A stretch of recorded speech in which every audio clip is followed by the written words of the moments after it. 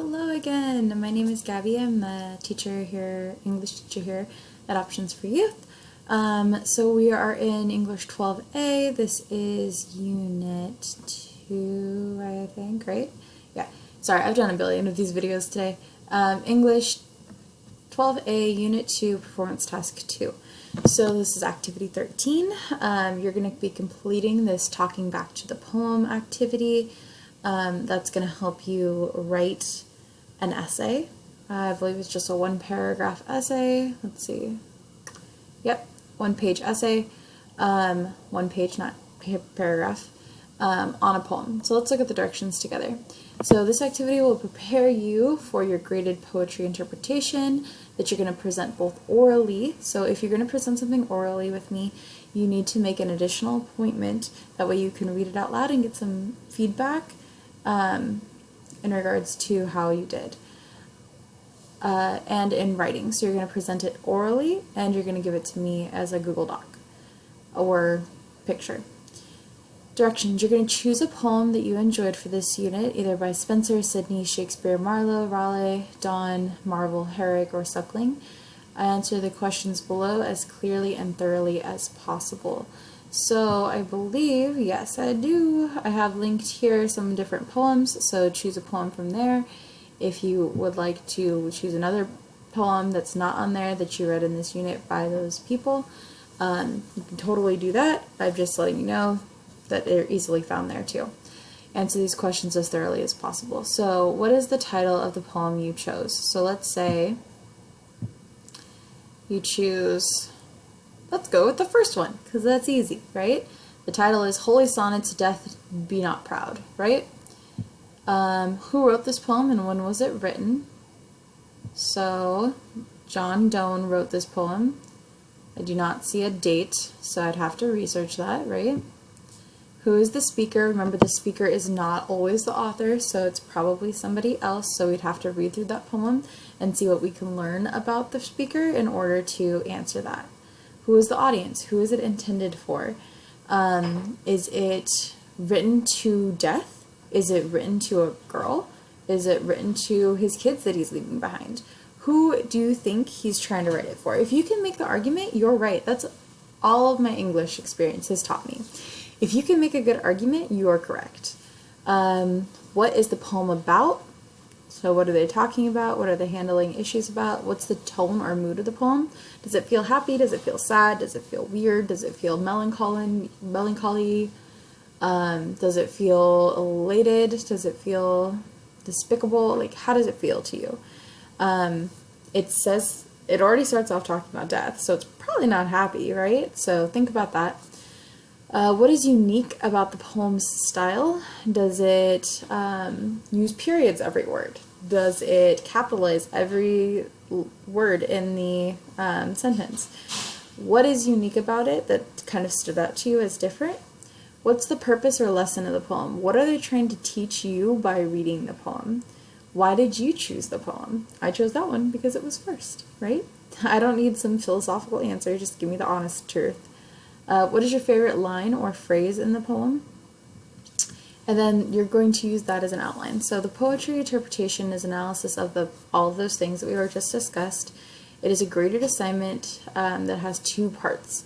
So it has the one-page essay about the poem that's going to be 15 points, and then you're going to give me an oral presentation about the poem that will be an additional 10. So if you don't do the oral presentation part, you won't get those 10 points and then you won't be passing. So first things first, you have already kind of planned your essay because you already wrote that part, that outline. Next, you got to organize it. So paragraph 1, introduce the poem by giving some background information on the poet's life, the poem's historical significance, or other details. So for here, right, we have John Donne. You want to make sure to research that with him a little bit maybe and include that in there. Body paragraphs, what is the poem about? What's the theme or message? Remember, theme is the lesson learned. What techniques does the poet use to communicate the theme? What makes this poem unique? And then final paragraph, why did you choose the poem? What's its personal significance to you? So that's what you have to write about, and that's one page. That's it, one page, not too hard. And then you have to plan your oral presentation. So you don't have to have this memorized at all. I want you to try to practice eye contact, so try to look at me. You can do this a couple different ways. You can either make an appointment with me for a video like this and do it that way.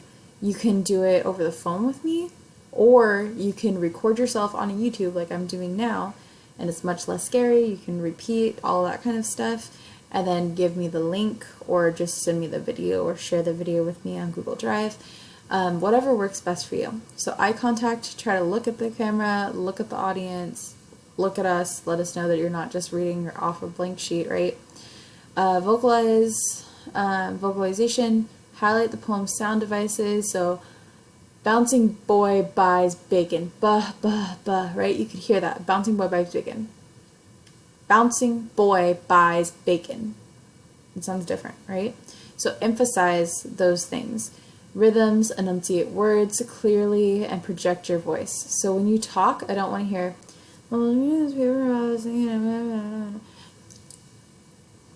that's not announcing everything pristinely, right? That's not projecting your voice. That's not talking clearly. Be careful with that, because I know when we're nervous, that can happen. Voice register, find ways to use high, low, and middle tones in your voice. So it shouldn't just sound like a monotone robot speaking to me.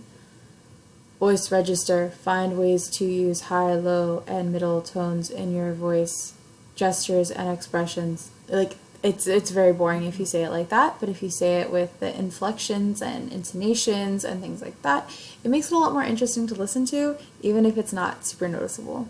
Gestures and expressions, use hand gestures. So if you notice, I do like 1, 2, 3, or things like that in order to like put out my point. It's a lot harder on virtual means, but you still have to try to do it. Expressions also kind of help. So like I just did right there, expressions, like things like that. Show what you're skeptical of, what you really enjoyed. Smile if it's like something that made you happy.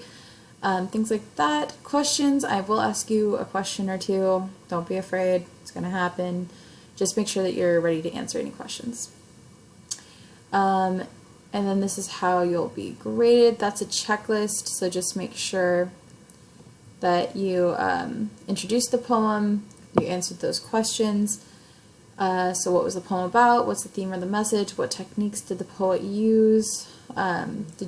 What made you choose the poem? Did you revise the essay to make it more clear? Did you edit the essay?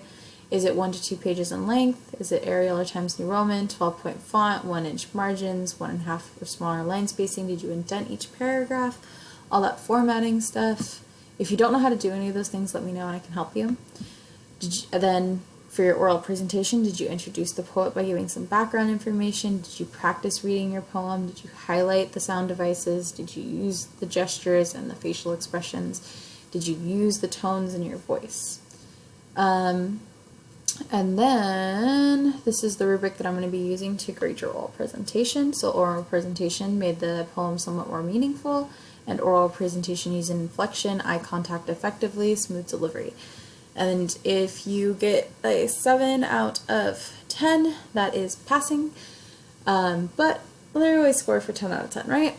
So that's how to get the points for your oral presentation. This is for your essay part.